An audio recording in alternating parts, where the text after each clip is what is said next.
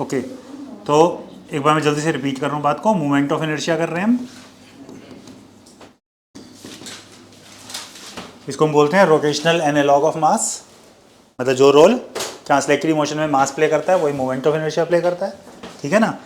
तो if suppose there is a rigid body, rigid body हम उसे बोलते हैं जहाँ पर अरेंजमेंट ऑफ मॉलिक्यूल्स फिक्स रहता है, मतलब शेप फिक्स रहती है, यू कैन से, ठीक है। तो if suppose it is made up of many particles having masses से m1 m2 m3 at a distance r1 r2 r3 and so on. तो मतलब डिफरेंट पार्टिकल्स हैं, r1 r2 r3 वगैरह हैं, इनके perpendicular distance from axis of rotation. तो यहाँ पे वर्ड परपेंडिकुलर डिस्टेंस इंपॉर्टेंट होता है, perpendicular distance from axis of rotation, ठीक है। तो पार्टिकल्स हैं m1 m2 m3 m4 mn वगैरह, ठीक है। तो by definition moment of inertia is m1 r1 square m2 r2 square plus mn rn square, ये मोमेंट ऑफ इनर्शिया होता है बाय डेफिनेशन। तो हमें यही यूज करना होता है, ठीक है ना। और you can also call it summation of mi ri square, ये मोमेंट ऑफ इनर्शिया होता है, ठीक है ना। तो अगर ये मास इंटू डिस्टेंस स्क्वायर होता है तो इसकी यूनिट क्या होनी चाहिए, ऐसा यूनिट क्या होनी चाहिए, क्या होनी चाहिए, सब kilogram metre square. Common sense use किया करो, मास की यूनिट होती है किलोग्राम, डिस्टेंस की यूनिट होती है मीटर, ऐसा यूनिट मतलब ऐसा यूनिट यूज करोगे ना, तो इसकी ऐसा यूनिट होती है किलोग्राम इंटू मीटर स्क्वायर, ठीक है। And this is called moment of inertia. Scalar quantity होती है, जैसे मास स्केलर होता है वैसे ये भी स्केलर होता है, ठीक है। तो सबसे पहले मोमेंट ऑफ इनर्शिया, बेसिक बात पता लग गई मोमेंट ऑफ इनर्शिया क्या होती है। अब सपोज हम एक क्वेश्चन की तरह ले इसे कि हमारे पास एक ट्राइंगल है, इक्विलेटरल ट्राइंगल जिसकी साइड्स हैं, ठीक है। हमें इसका मोमेंट ऑफ इनर्शिया, इसके तीनों कॉर्नर्स पे तीन मासेस हैं m1 m2 m3, ये तीन मासेस हैं और हमें इसका मोमेंट ऑफ इनर्शिया निकालना है अबाउट दिस एक्सिस। याद रखोगे एक्सिस एक लाइन होती है, ठीक है ना। तो ये एक्सिस है, लेट मी कॉल इट से ए बी। तो ए बी एक्सिस के अबाउट इस बॉडी का मोमेंट ऑफ इनर्शिया निकालना है। तो इस बॉडी में कितने पार्टिकल्स हैं, हम कहेंगे कितने पार्टिकल हैं, तीन पार्टिकल्स हैं m1 m2 m3, क्लियर दे रखा है ना। So it is made up of only 3 particles. तो अगर इसमें सिर्फ 3 पार्टिकल्स हैं तो सिंपल फॉर्मूला लगाएं, m1 r1 square plus m2 r2 square plus m3 r3 square, यही होना चाहिए या नहीं होना चाहिए, ठीक है ना। तो इसका moment of inertia about A B is m1 into r1 square, क्या हुई वैल्यू, m1 r1 स्क्वायर की वैल्यू क्या हुई, अरे 0 हो गई, क्योंकि मास तो m1 है, लेकिन what is the distance of m1 from axis of rotation, axis of rotation के ऊपर ही प्रेजेंट है, तो उससे डिस्टेंस क्या है, कुछ भी नहीं है ना। तो इसका तो पॉइंट का अपना मोमेंट ऑफ इनर्शिया हो गया 0 m1 का, क्योंकि उससे तो एक्सिस ही पास कर रहा है, बात समझ आ गई। तो डिस्टेंस 0 हो गया। m2 के लिए क्या हो गया, मैंने क्या बोला भाई, m1 r1 स्क्वायर, ये होना चाहिए moment of inertia, m1 into r1, r1 क्या है इसके लिए, ये एक्सिस के ऊपर ही लाई कर रहा है, तो r1 होता क्या है, perpendicular distance from axis of rotation. तो इस पॉइंट का या इस मास m1 का एक्सिस ऑफ रोटेशन से परपेंडिकुलर डिस्टेंस कितना है, 0 है ना, इससे ही पास कर रहा है, तो डिस्टेंस तो 0 ही हो गया ना, ठीक है ना। तो पार्टिकल m1 का मोमेंट ऑफ इनर्शिया 0, सबको समझ में आ गया। m2 का कितना हो जाना चाहिए, m2 इंटू डिस्टेंस, डिस्टेंस ए है, एक्सिस ऑफ रोटेशन से डिस्टेंस कितना दिख रहा है तुम्हें, साइड ए है ना इसकी, तो m2 इंटू ए स्क्वायर होना चाहिए, भी नहीं होना चाहिए। m3 का क्या होना चाहिए, m3 into m3 into m3 into, तुम्हारा नाम क्या है, बताया था तुमने, भूल गया था, गुंतास, गुंतास। m3 इंटू, उसको पता ही नहीं होता, m3 इंटू ए स्क्वायर, क्यूब कहाँ से हो गया यार, स्क्वायर ही तो है सारे फॉर्मूले, m1 r1 square m2 r2 square, cube क्यों होएगा, लेकिन क्या ए स्क्वायर ही होएगा, मैं कह रहा हूँ नहीं होगा ए स्क्वायर, देखो ध्यान से। नहीं नहीं, ये तो कोई सभी कह रहे हैं। तो याद रखो, मैंने तुम्हें एक बात पे स्पेशल एम्फेसाइज कर रहा था कि ये जो डिस्टेंस होता है जिस perpendicular distance from axis of rotation, है ना। और या एक्सिस एक लाइन होती है, लाइन को तुम कैसे भी एक्सटेंड कर सकते हो, लाइन तो एक्सटेंड हो जाती है ना। अब मुझे बताओ इस पार्टिकल का perpendicular distance from axis of rotation क्या है। मैंने कहा था एक्सिस को पॉइंट मत ट्रीट करो कभी भी, एक्सिस एक लाइन होती है, a/2 ये डिस्टेंस है a/2, perpendicular distance from axis. आ रही है बात समझ में। तो ये गड़बड़ वाला काम था, इसलिए मैं स्पेशली एम्फेसाइज कर रहा था कि ध्यान से देखो। तो जो भी आएगा अब आ जाएगा आंसर, है ना। फिलहाल तो मैंने वैल्यू कुछ नहीं ली, तो सॉल्व करने के लिए कुछ नहीं है मेरे पास, वैल्यू होती है सॉल्व करके आ जाता आंसर। ठीक है, पता लग गया। अगर ये मासेस ग्राम में दिए होते, डिस्टेंस सेंटीमीटर में दिया होता, तो पहले मैं ग्राम को किलोग्राम करता, डिस्टेंस को मीटर करता, तो मेरा आंसर आता किलोग्राम मीटर स्क्वायर में। हालांकि अगर मुझे सिर्फ मोमेंट ऑफ इनर्शिया ही निकालना था तो मैं ग्राम सेंटीमीटर स्क्वायर भी कर सकता था ना, लेकिन फिर चेंज करनी पड़ेगी अकॉर्डिंग, तुम्हें यूनिट अकॉर्डिंगली लगानी पड़ेगी, ठीक है ना। बट पता लगा परपेंडिकुलर डिस्टेंस वाली बात समझ में आई। इसी क्वेश्चन में है, अच्छा ऐड करना है। ओ, इसी क्वेश्चन में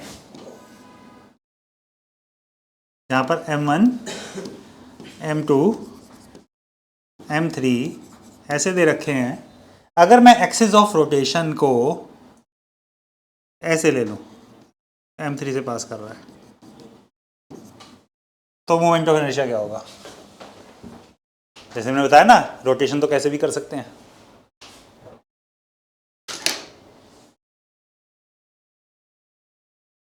तो मोमेंट ऑफ इनर्शिया क्या होगा। तो एक मोमेंट ऑफ इनर्शिया तो जीरो होगा, प्लस बाकी दोनों एक एक करके बात करते हैं। m1 के लिए क्या होगा, m1 के लिए a/2, पता लग रहा है सबको, क्योंकि ये डिस्टेंस a/2 परपेंडिकुलर डिस्टेंस लेना इस बार तो कंपैरेटिवली इजी है।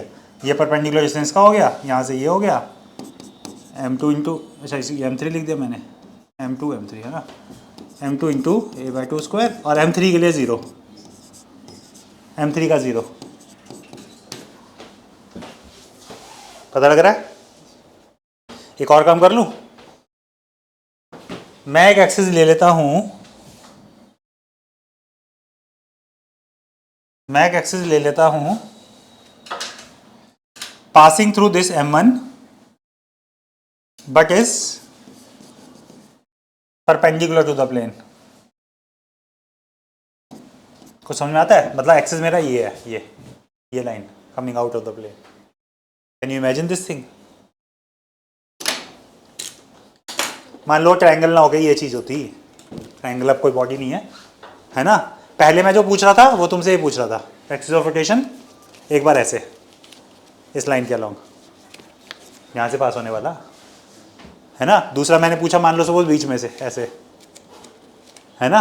अब मैं तुमसे पूछ रहा हूँ ऐसे, ऐसे एक्सिस ऑफ रोटेशन ऐसे, यानी इसके परपेंडिकुलर प्लेन में, जो ऑब्जेक्ट है उसके परपेंडिकुलर प्लेन में एक्सिस ऑफ रोटेशन है, जेड जेड जेड, उसके अक्रॉस मोमेंट ऑफ इनर्शिया का होगा। एक्सिस एक लाइन होती है ना। तो इसके अक्रॉस क्या होगा, हम कहेंगे m1 के लिए तो 0 ही हो जाएगा, moment of inertia about Z Z dash, ये moment of inertia C D का था, जेड जेड डैश का हो जाएगा m1 से कितना डिस्टेंस है 0, भाई m1 से तो पास ही कर रहा है मोमेंट ऑफ इनर्शिया, मतलब एक्सिस एनीवेज m1 की लोकेशन से ही पास कर रहा है।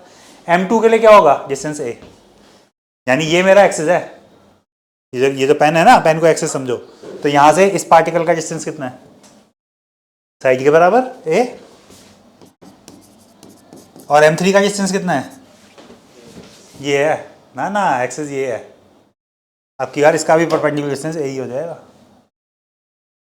अब ये लाइन ऐसी थोड़ी है जिससे कुछ और लाइन ड्रॉ हो जाए बीच में से, अब तो ये एक्सिस है coming out of the plane, तो इससे तो शॉर्टेस्ट डिस्टेंस यही है इसका, एक इक्वल।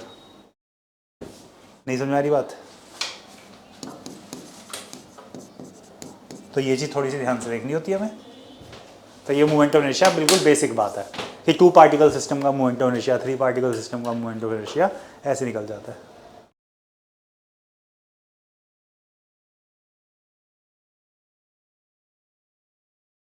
ठीक है,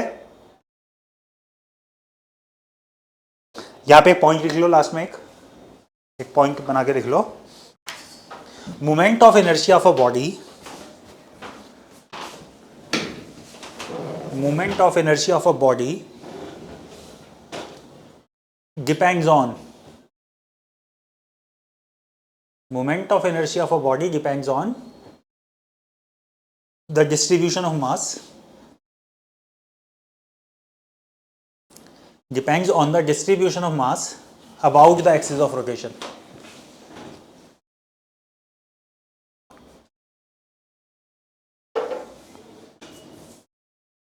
Moment of inertia of a body depends on the distribution of mass about the axis of rotation, and hence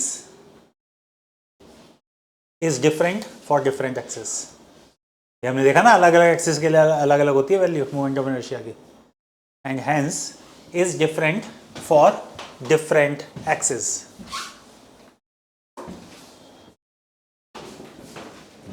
ठीक है जी, कहने का मतलब क्या है, देखो सोचो, ये है एक्सिस, बिल्कुल सेंटर से पास होने वाला परपेंडिकुलर टू प्लेन, तो ये ऐसे घूम सकता है ना इसके ऊपर, ये मैं सपोर्ट दे रहा हूँ क्योंकि मैं कर नहीं पा रहा, अदरवाइज पॉसिबल नहीं है ना.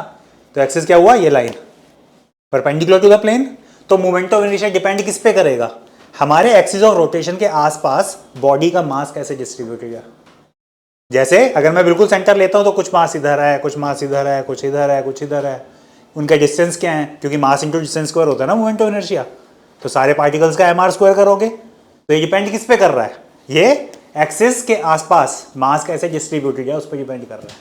ठीक है ना, अगर मैं एक्सिस चेंज कर दूंगा तो डिस्ट्रीब्यूशन चेंज नहीं हो जाएगा, अब ज़्यादा मास एक साइड पे है, दूसरी साइड कुछ भी नहीं है ना. तो तुम्हें क्या लग रहा है, इस केस में एम आर स्क्वायर की वैल्यू डिफरेंट नहीं आएगी सबकी. ठीक है, ये कहीं और एक्सिस ऑफ रोटेशन ले लूंगा तो डिफरेंट आएगी, कोई और ले लूंगा तो डिफरेंट आएगी. तो अलग अलग एक्सिस के अबाउट बॉडी का मोमेंट ऑफ इनर्शिया अलग अलग होता है, क्योंकि मास का डिस्ट्रीब्यूशन चेंज हो जाता है ना. लेकिन अगर कुछ सिमेट्रिक एक्सिस हो, जैसे ये कॉपी एक सिमेट्रिक शेप है, मैं ऐसे घुमा रहा हूँ, एक्सिस ऑफ रोटेशन क्या है, इसका डायगोनल, डायगोनल मेरे दोनों हाथों से पास होने वाली लाइन, इस टाइम ये है इसका एक्सिस. सबको समझ में आ रहा है. अगर मैं एक्सिस ये दोनों ना लेके ये दोनों ले लूँ तो सेम ही रहेगा, क्योंकि ये सिमेट्रिक बॉडी है. मतलब ये तुम्हारी अपनी अंडरस्टैंडिंग है कि टेक्निकली देखें तो डिस्ट्रीब्यूशन ऑफ मास पे कोई फर्क नहीं पड़ा ये वाला एक्सिस लेने से या ये वाला एक्सिस लेने से, है ना. तो कुछ केसेस में जहाँ सिमेट्रिक होती है वहाँ पे ये हो सकता है कि दो एक जैसे एक्सिस के about moment of inertia same हो, वरना अदरवाइज अलग अलग एक्सिस के लिए मोमेंट ऑफ इनर्शिया अलग अलग होता है ना. हमने इस एग्जांपल में भी देखा, 3 एक्सिस और रोटेशन अलग अलग लेके वैल्यूज अलग अलग ही आ रही थी एक्चुअली देखा जाए तो, है ना.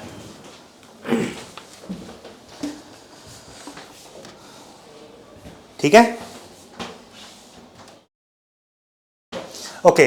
अब होता क्या है, moment of inertia of some regular bodies, ये तो हमने तरीका देखा मोमेंट ऑफ इनर्शिया सॉल्व करने का. इससे हम 2 पार्टिकल, 3 पार्टिकल, 4 पार्टिकल, ठीक है ना, कुछ लिमिटेड नंबर ऑफ पार्टिकल्स होते हैं तो मोमेंट ऑफ इनर्शिया कैलकुलेट कर सकते हैं.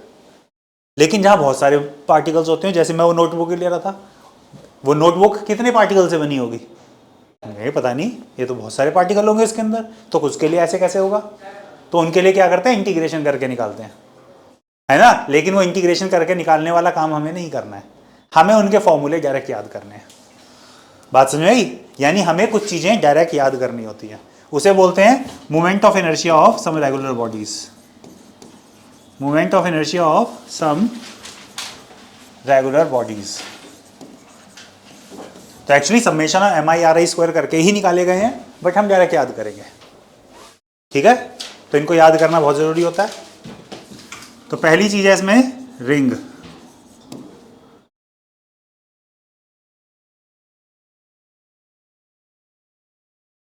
ठीक है. तो मैं सबको सिर्फ एक एक्सिस बता रहा हूं, एक एक्सिस का याद करना है. वो एक्सिस कौन सा है, जो इनके सेंटर से पास करेगा, यानी centre of mass. Symmetric body है तो centre of mass geometrical centre ही होता है ना. सेंटर से पास करेगा और perpendicular to the plane. Perpendicular to plane वाली बात समझ में आती है, कड़ा है किसी के पास, ओ वेरी गुड. तो देखो, सेंटर से पास होने वाला परपेंडिकुलर, ये पेन एक्सिस है, तो ये ऐसे घूम सकता है ना इसके आसपास ऐसे करके, समझ गए? एक्सिस समझ में आया? Perpendicular to plane passing through centre, क्योंकि मैं इसको ऐसे भी घुमा सकता हूँ। अगर मैं इसको ऐसे घुमाता हूँ तो एक्सिस ऑफ रोटेशन का डायमीटर होता है। मैं फिलहाल डायमीटर की बात नहीं कर रहा हूँ, बस समझ में आ गई ना? हम बात किसकी कर रहे हैं? इसकी, इस एक्सिस की, passing to centre perpendicular to plane.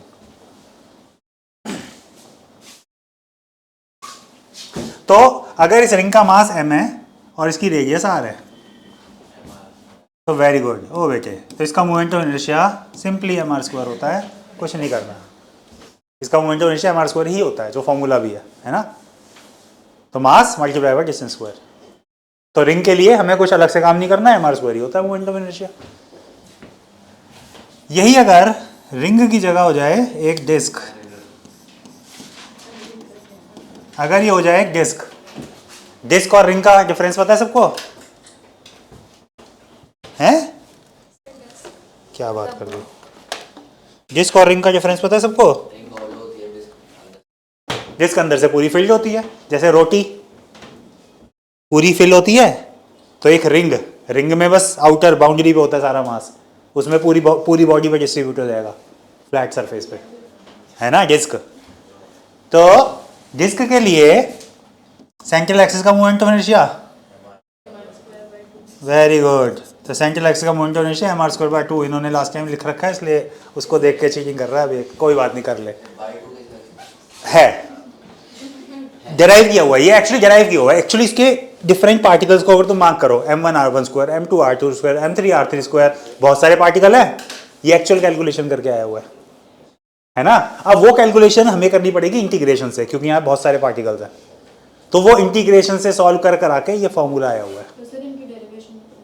नहीं, इसकी डेरिवेशन नहीं आती है, वो इंटीग्रेशन वाला पार्ट तुम्हारे लिए थोड़ा आउट ऑफ द मतलब बियॉन्ड द स्कोप हो जाता है। पहले होता था, बहुत पहले होता था, बहुत सालों से नहीं है डेरिवेशन, ठीक है ना? तो ये करना उनको पड़ता है जो IIT एडवांस की तैयारी करते हैं, उनको करने पड़ते हैं डेरिवेशन वगैरह, ठीक है? तो डिस्क का मोमेंट ऑफ इनर्शिया mr²/2। अच्छा, अब मोमेंट ऑफ इनर्शिया में एक हमें थोड़ी सी एडवांटेज ये मिल जाती है कि अगर सिमेट्री मेंटेन रहे तो सिर्फ थिकनेस बढ़ाने से कोई फर्क नहीं पड़ता। जैसे रिंग, इसका कड़ा ले लो या चूड़ी, बहुत सारी चूड़ियां जब एक दूसरे के ऊपर रख दी जाती हैं तो क्या शेप बनती है? हॉलो सिलेंडर शेप बनती है, हॉलो सिलेंडर, है ना? तो हॉलो सिलेंडर के अंदर खास बात क्या है कि इसके अंदर रिंग की सिमेट्री मेंटेन है। रिंग की सिमेट्री मेंटेन है, सिर्फ बढ़ा क्या, थिकनेस बढ़ गई, है ना? तो ऐसा करने से फॉर्मूले में फर्क नहीं पड़ता, एक हॉलो स्फीयर का मोमेंट ऑफ इनर्शिया mr² ही रहता है। फॉर्मूले में फर्क नहीं पड़ा, मास पूरे सिलेंडर का ही मास आएगा ऑब्वियसली, बट फॉर्मूला वही रहेगा mr², क्योंकि रिंग की सिमेट्री है, बस थिकनेस बढ़ी है ना? तो आंसर वही है रिंग वाला, क्योंकि थिकनेस बढ़ने से फॉर्मूले पे ऐसा फर्क नहीं पड़ता। या मैं तो भूल गया तेरे दिनों में, इसमें क्या कर देते हम, इरेजर नहीं, इरेजर के लिए कुछ करने की जरूरत नहीं पड़ती थी ना? हाँ, ये तो हाथ से मिट जाएगा।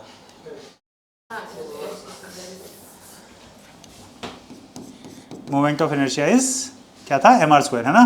पता लग गया? सॉलिड, ये सिमेट्री वाली बात समझ में आई? बहुत सारी रोटियां ढाबे पे जाते हैं किसी, तो बहुत सारी रोटियां इकट्ठी एक के ऊपर एक रख दे अगर, तो क्या बनता है? Solid cylinder. तो सॉलिड सिलेंडर का आंसर क्या होना चाहिए? क्योंकि सॉलिड सिलेंडर एक डिस्क की सिमेट्री को मेंटेन रखता है, तो सेंट्रल एक्सिस के अबाउट इसका moment of inertia half mr² ही होना चाहिए, ठीक है? फिर और shapes, hollow sphere, hollow sphere यानी थिन हॉलो स्फीयर, जहां पे इसकी थिकनेस काउंट नहीं कर रहे, अंदर से खाली है, तो सेंट्रल एक्सिस ही हो जाएगा इसका। तो स्फीयर और सर्कल का डिफरेंस तो पता है ना? Very good. तो इसका होता है 2/3 mr², जहां पे मास m, रेडियस r, ठीक है ना? तो इसका होता है 2/3 mr²। ऐसे ही सॉलिड स्फीयर 2/5 mr²। ये हमें डायरेक्ट याद करने हैं फॉर्मूले सारे।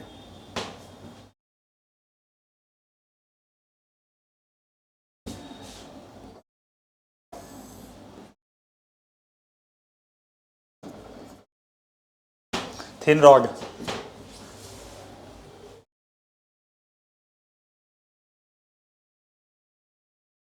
Phone, very good. और जब तक हाथ में रहेगा, तेरे भी हाथ में ही है और किसी के हाथ में फ़ोन, फ़ोन रख साइड में। वही फॉर्मूला है इसमें। अच्छा फॉर्मूले देख रहा है,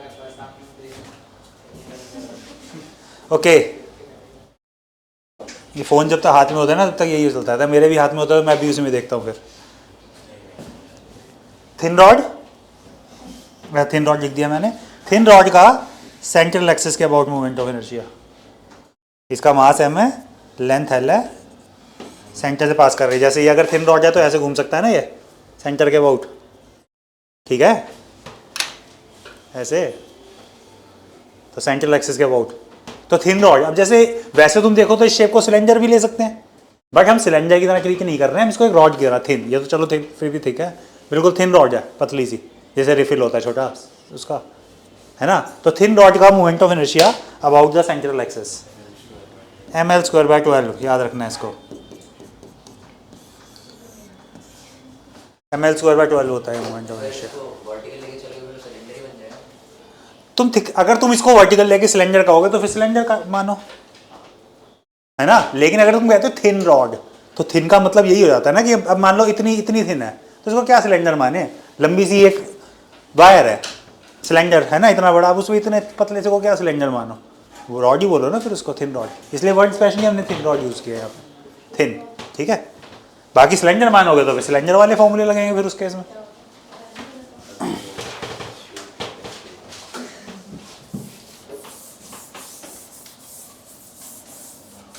ओके और इसके बाद हमें एक चीज और कर लेते हैं, रेक्टेंगुलर लेमिना।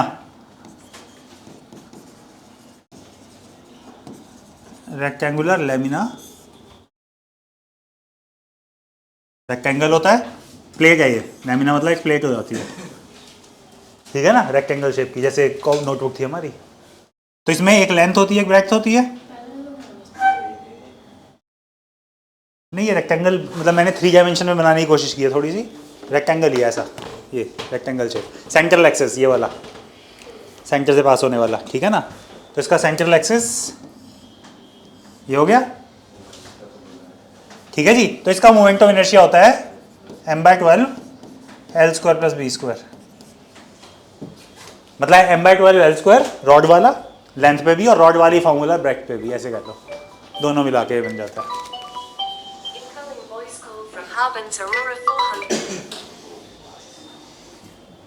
हेलो,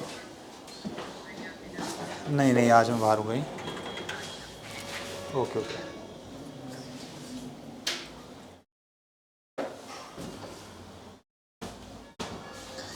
ठीक है, इसी में ही अगर ये क्यूबॉइडल शेप ले लें, क्यूबॉइड का मतलब क्या होता है, इसमें हाइट और आ जाएगी, है ना, लेंथ ब्रेड्थ हाइट,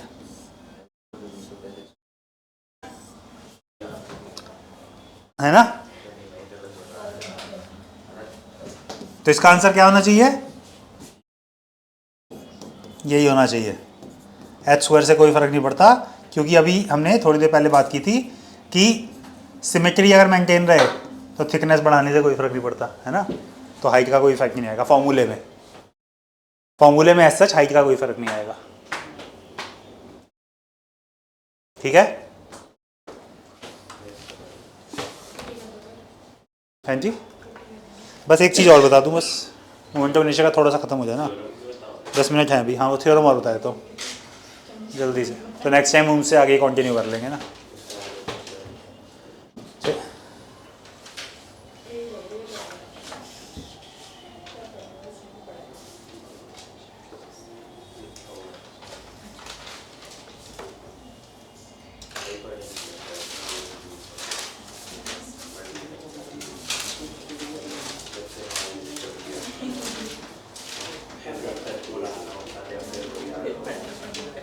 चले आगे, ओके। तो मेन बात क्या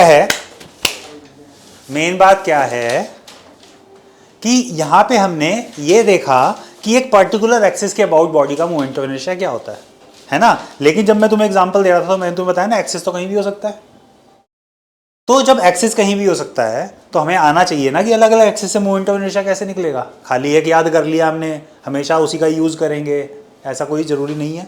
एक्सिस थोड़े अलग भी हो सकते हैं, ठीक है ना। तो हम बहुत ज़्यादा कॉम्प्लिकेसी में तो नहीं जाएंगे बात की, लेकिन सिंपल वे में अगर हम थोड़े से और एक्सिस का मोमेंट ऑफ इनर्शिया निकालना सीख जाएं तो इट इज़ बेटर, है ना। जैसे इसको हम सेंटर से भी घुमा सकते हैं, इसको हम किसी एंड से भी घुमा सकते हैं, है ना। ऐसे करके मैं यहाँ से पकड़ के भी घुमा सकता हूँ, इसको ऐसे भी घुमा सकता हूँ, है ना। ये सारे एक्सिस के मोमेंट ऑफ इनर्शिया निकालने सीख जाएं तो, और कोई ज़्यादा एफर्ट नहीं करना पड़ेगा, है ना। हम उतना ही काम करेंगे जिसमें बहुत ज़्यादा एफर्ट ना लगे। तो उसके लिए हमारे पास दो थ्योरम्स होती हैं, theorems of moment of inertia. सिर्फ समझने की जरूरत है, लिखने की भी जरूरत नहीं है, क्योंकि सीबीएसई ने तो इनको आउट ऑफ सिलेबस कर रखा है, लेकिन इनके बिना काम नहीं चलता, करना चाहिए, ठीक है ना। तो हम ज़्यादा डिटेल में नहीं जाएंगे, बस समझ लो इनको होता क्या है। इनमें एक होती है theorem of parallel axis, parallel axis theorem, ठीक है। ये क्या कहती है, ये कहती है भाई तुमने अभी अभी याद किया, एक क्या याद किया था हमने एक सेंट्रल एक्सिस का मोमेंट ऑफ इनर्शिया याद कर लिया था, है ना। ये तो किया था हमने, हर बॉडी के लिए हमने एक सेंट्रल एक्सिस डिफाइन कर दिया। सेंट्रल एक्सिस हम उसे बोलते हैं जो सेंटर ऑफ मास से पास करे बॉडी के। तो सिमेट्रिक बॉडीज थी, सेंटर ऑफ मास से पास कर रहा था सेंट्रल एक्सिस, है ना। तो एक पैरेलल एक्सिस थ्योरम कहती है कि अगर तुम्हें सेंट्रल एक्सिस का मोमेंट ऑफ इनर्शिया याद है, मैं सेंट्रल एक्सिस को केएल से रिप्रेजेंट कर रहा हूँ, नाम दे दिया ऐसे ही मैंने कुछ, ठीक है जी। तो सेंट्रल एक्सिस को केएल से डिनोट कर रहे हैं। वो कह रहा है अगर सेंट्रल एक्सिस के पैरेलल तुम्हें किसी भी एक्सिस का मोमेंट ऑफ इनर्शिया निकालना है तो फॉर्मूला क्या है, ठीक है। तो वो कहता है सेंट्रल एक्सिस के पैरेलल किसी भी बॉडी का मोमेंट ऑफ इनर्शिया होता है सेंट्रल एक्सिस का मोमेंट ऑफ इनर्शिया, जो हमने याद किया हुआ है, प्लस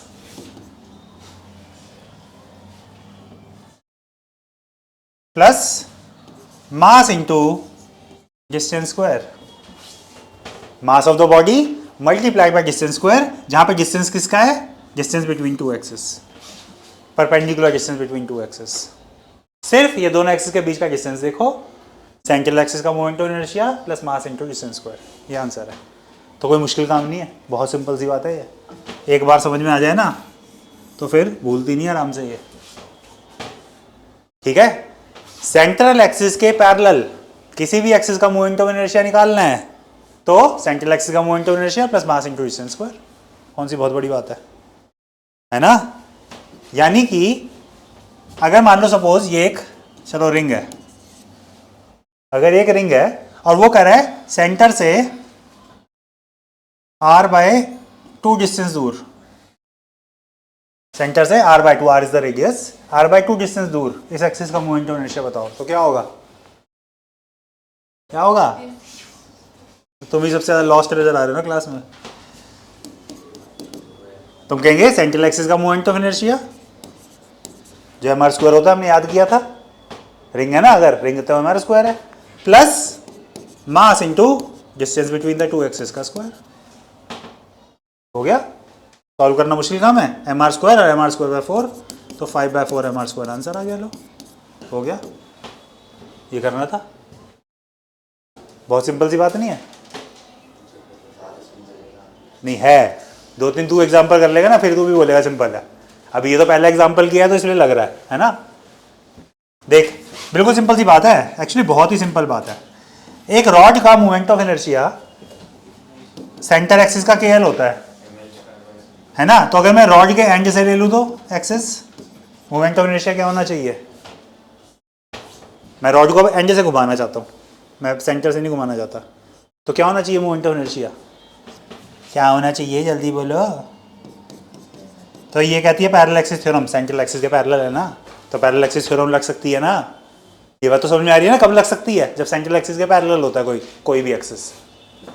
तो ए बी का मोमेंट ऑफ इनर्शिया, के एल का मोमेंट ऑफ इनर्शिया, के एल का मोमेंट ऑफ इनर्शिया तो ml/12 होता है, हमने याद किया था सेंटर के अबाउट, हाँ l/2। टोटल लेंथ इसकी एल होती है, अगर इस रॉड की लेंथ एल है तो मोमेंट ऑफ इनर्शिया ml/12 होता है सेंट्रल एक्सिस, तो वो वाला एक्सिस कितना होना चाहिए, central axis plus mass into distance, distance L/2 नहीं होना चाहिए इन दोनों एक्सिस का। क्या डिस्टेंस है यहाँ पे, L/2 नहीं है, ये क्या हुआ, हाँ ये बात सही बोली, क्या था L/2, तो मास इंटू डिस्टेंस स्क्वायर, ये नहीं हो जाएगा। क्या तुम्हें समझ में नहीं आया डिस्टेंस L/2 क्यों है, पता लग रहा है, नहीं लग रहा, दोनों एक्सिस का बीच का डिस्टेंस L/2 क्यों है, अबे पूरी लेंथ L है, तो सेंटर से एंड का डिस्टेंस क्या होता है, L/2 होता है, कॉमन सेंस है। अब ये ना समझ में आए तो मुश्किल लगेगा भाई, फिर एक अलग बात हो जाती है ना।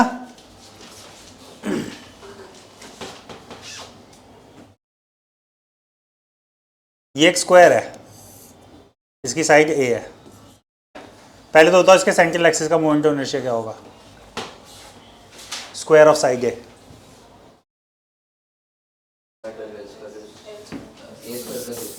A square plus B square, तो A square plus A square हो जाएगा ना, 2A स्क्वायर हो जाएगा, तो क्या आ गया आंसर, ये इतना छोटा क्यों हो गया, अच्छा इस हाथ से ज़्यादा बड़ा होता है ये, सही चीज़ है, इसमें भी एक से एक फीचर्स। रेक्टेंगल वाली लगा ले, m/12 L square plus B square, दोनों ये है, तो एक्चुअली ये m/6 A स्क्वायर हो गया या नहीं हो गया, है ना। अगर इसका मुझे इस एक्सिस के अबाउट निकालना हो तो जो एंड से बिल्कुल कॉर्नर से पास कर रहा है,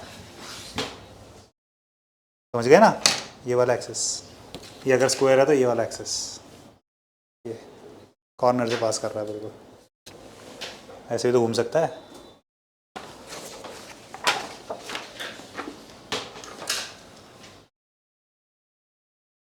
थोड़ा सा तो दिमाग यूज कर लो, कर लिया, बता, कॉमन सेंस, इस एक्सिस के अबाउट मोमेंट ऑफ इनर्शिया कौन बताएगा, बोल कुछ तो बोल, ये KL, इसका नाम मैं KL दे रहा हूँ, इसका A भी दे रहा हूँ, तो मुझे moment of inertia about A भी निकालना है। पैरेलल एक्सिस थ्योरम क्या कहती है कि A B का मोमेंट ऑफ इनर्शिया क्या होना चाहिए, अरे moment of inertia of the central axis plus mass into distance square,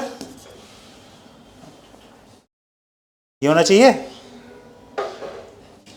IKL हो गया ma स्क्वायर बाय 6, KL वाला तो ये है ही ma square by 6 plus mass into distance square, distance क्या है, क्या तुम कह नहीं सकते ये डायगोनल का हाफ होगा डिस्टेंस, डायगोनल, और एक स्क्वायर का डायगोनल क्या होता है, अगर स्क्वायर की साइड ये है तो डायगोनल कितना होता है, हमारी तो मैथ्स बड़ी ख़राब है यार, √2a, वरना पाइथागोरस थ्योरम लगा लो, ये भी है ये भी है, तो ये साइड √2 है, √2a का हाफ क्या होगा, √2a/2, तो ये डिस्टेंस एक्चुअली a/√2,